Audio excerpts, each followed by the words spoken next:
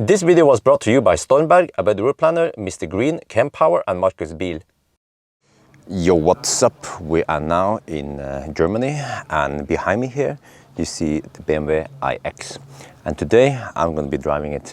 So we have this location here. It's a hotel on the highlands at 1,000 meters over sea level.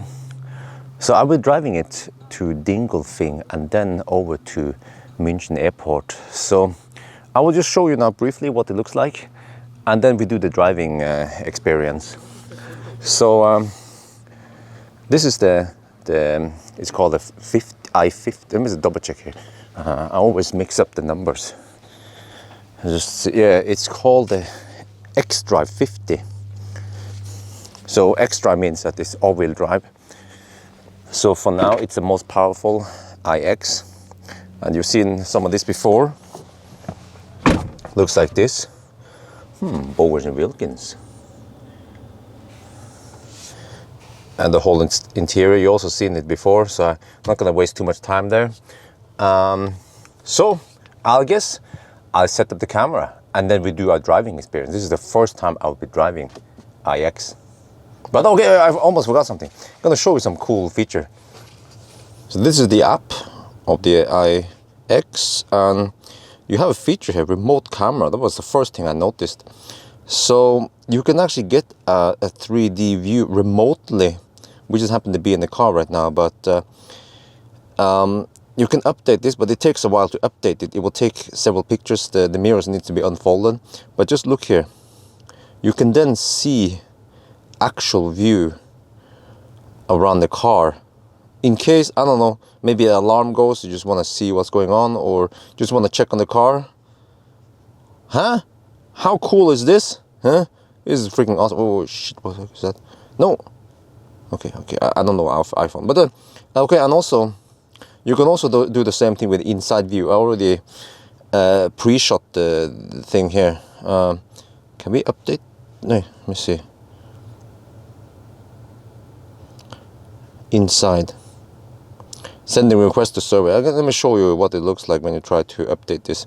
Oh, it's actually connected to the car's Wi-Fi right now. Huh, interesting. Just to show you that it's not instant. It will actually take a while to. Yeah. Okay, so I have to lock the car.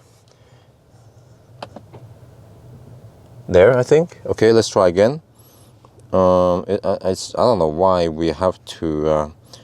Why it needs to lock the. And also, why did it take so long before it should have told me right away, oh, the car is not locked, you don't have to wait. Let's try again then. Sending request to, what? Okay, you see, I think I have to exit the car, but at least the feature is there. We can try this one maybe. No, you can do this, and we can do outside, just to show you, okay, there's like mirrors, but okay, warning stuff, and then, so now it will update. It will take several shots. I think it takes, to create the 3D view, it needs to take several shots here and there, and then is it taking pictures? So it takes a while. So it's not like live, like you can't see anyone running, and then it's not that fast. It needs to take several. There. So now it's updated. Well, except for that. Well, that white car is there, and you can see it's there this time. He's about to park now. So, all right, cool. Now let's start driving. I just noticed something.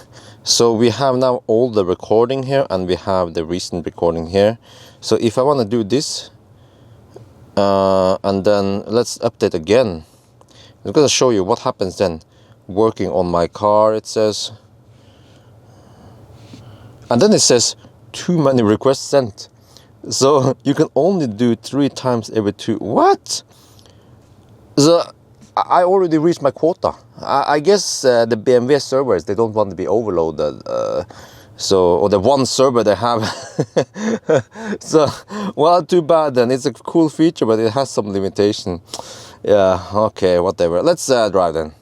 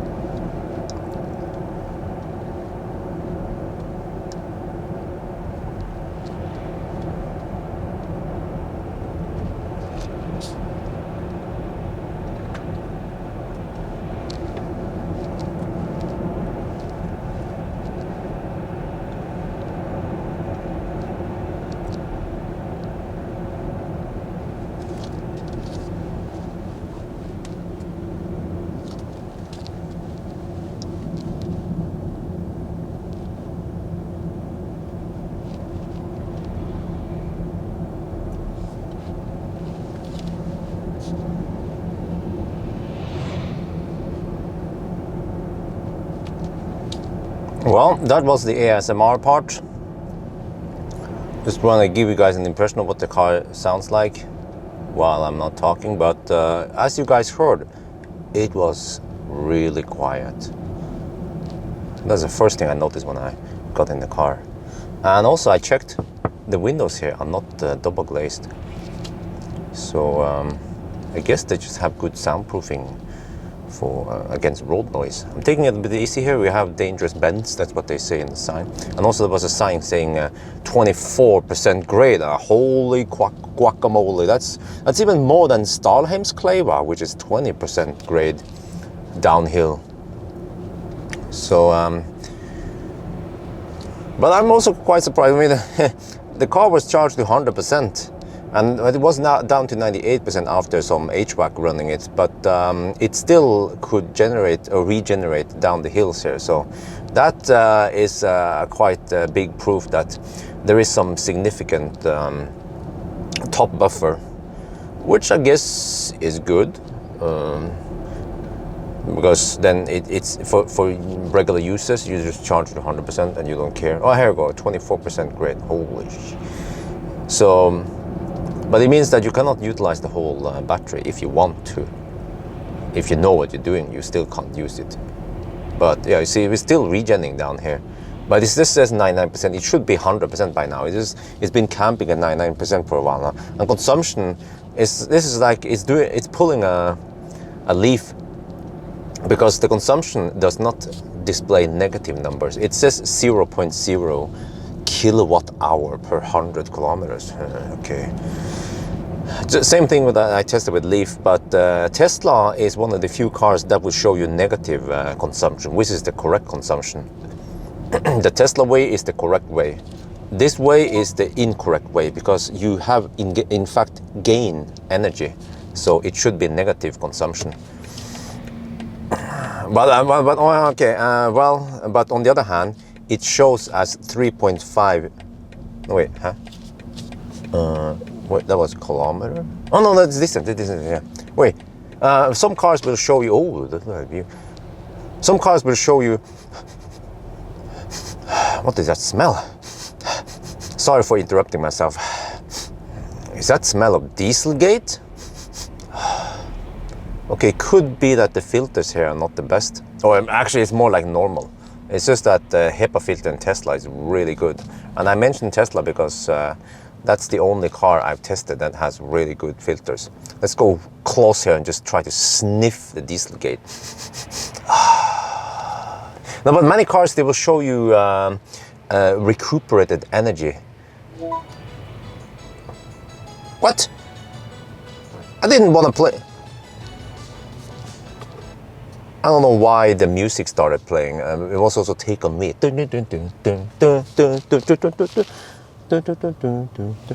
Well, okay.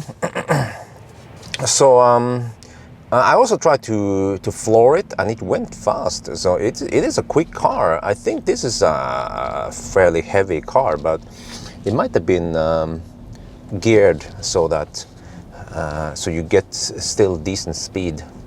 Decent power or torque rather, but the maximum speed for this one is 200 kilometers per hour, which is on par with the other Germans. Well, actually, e-tron is also 200 limited. EQC is 180 kilometers per hour, and then the Teslas, they go 250 or 220, 225, 250. I don't remember for the non-performance, the long range. Okay, so this time, unlike the previous day. This time we will take a more direct route. Last day we took the scenic route, which was involved a lot of Bundesstraße and Landstraße. The difference between Bundesstraße and Landstraße is that the Landstraße is smaller. Bundesstraße is wider, but both of them, they have 100 kilometers per hour speed limits.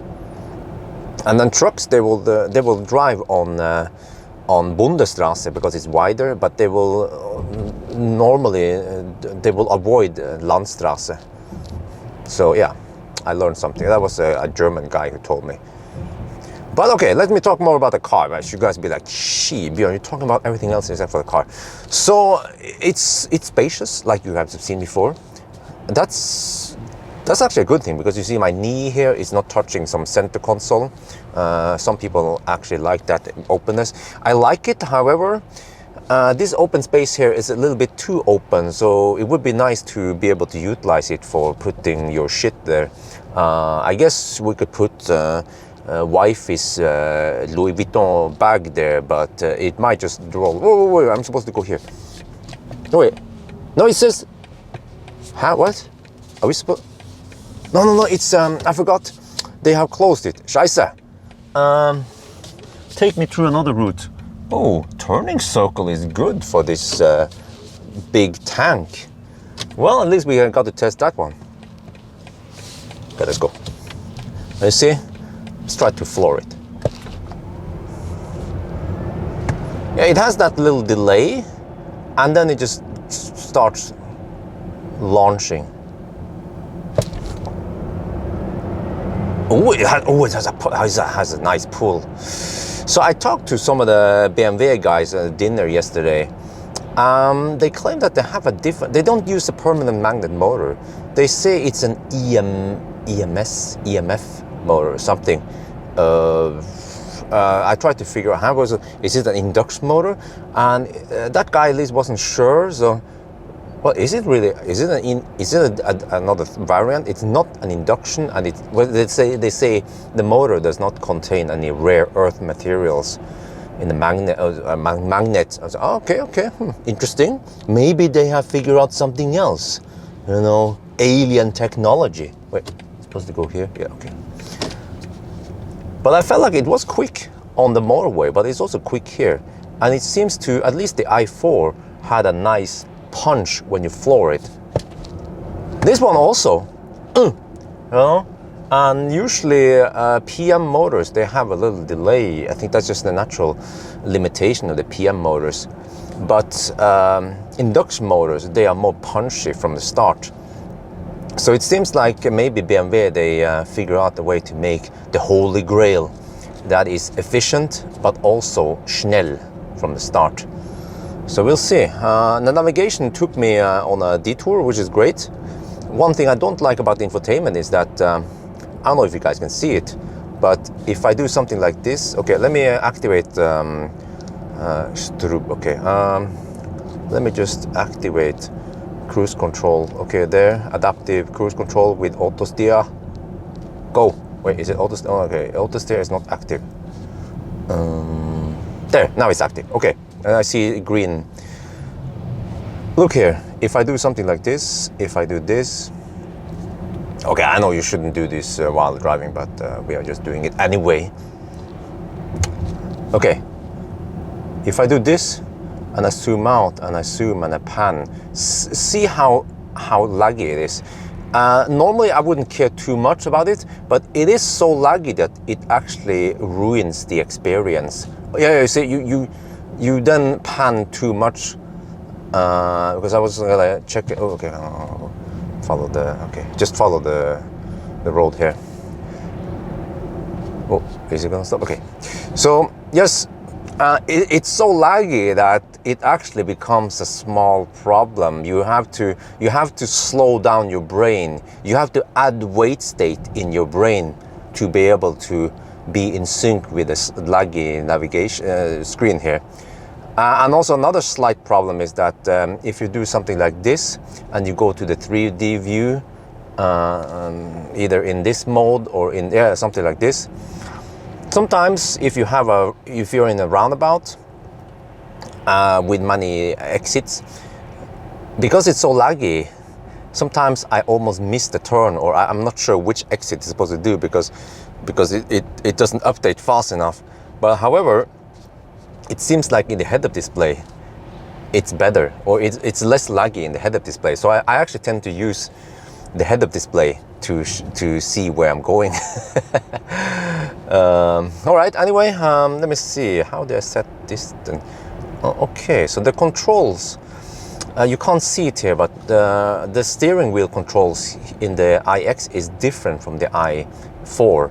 So the i4 interior, materials, design, everything, steering wheel, buttons, is more like a traditional BMW, but the iX is more controversial maybe, or different, or new age, more towards i3, but just maybe even beyond i3.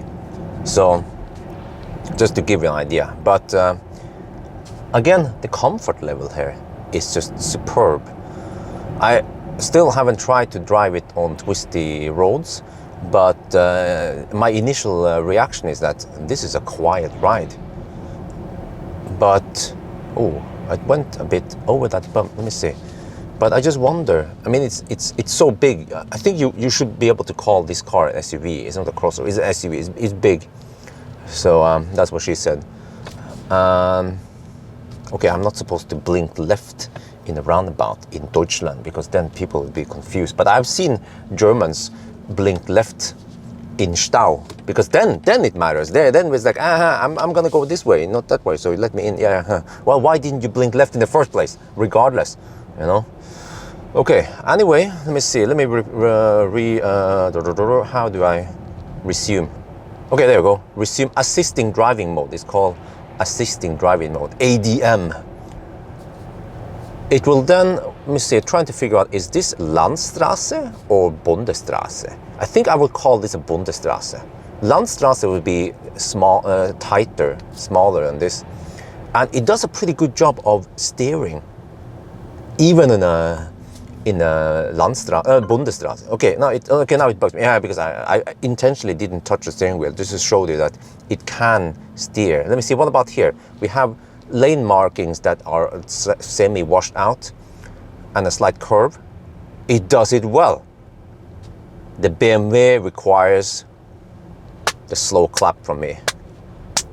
Bravo, bravo. Wait, that's Italian, right? Okay, whatever. I say, alles gut. Yeah.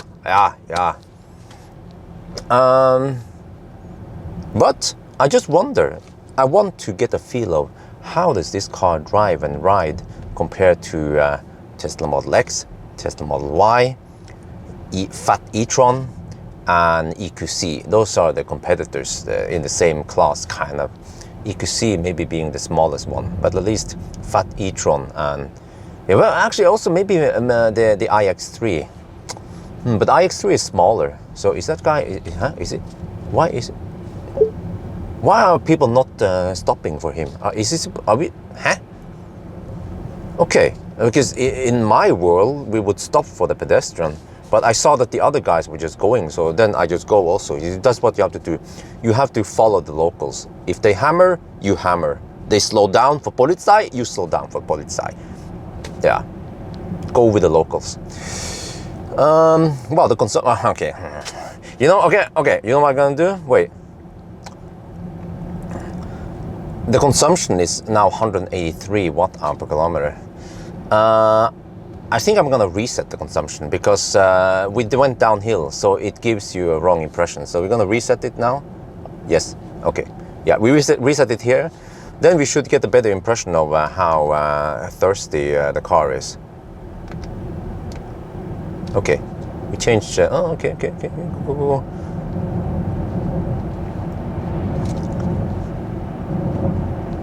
Oh, this is a quiet car. I mean, we have fairly smooth asphalt over here in Deutschland, but still. This is what you expect from German auto, that it's a quiet and comfortable car. And it has air suspension, adaptive. I'm not sure what it will do, but I will show you, by the way, a feature here that you have a little mood. Wait, where's it again? My modes? Was it this one? Yeah, it's a mode button. You can switch mode. It's not a toggle button. If you press this one, it will just disappear. So you have to actually touch the screen. But if you go to sport mode, it will then tighten the side bolsters a bit. So the side bolsters are adjustable. We don't have that in the i4 I tested yesterday. But the mode button here does not change the maximum power output. You still have the maximum power output regardless of which mode it is, which is what I like. Wait, how long is it going to be like this? Dude, this is just like the i4. You want to keep this mode. Wait, is this system kaput? I don't want to watch this. What? I have to press home button to get rid of it.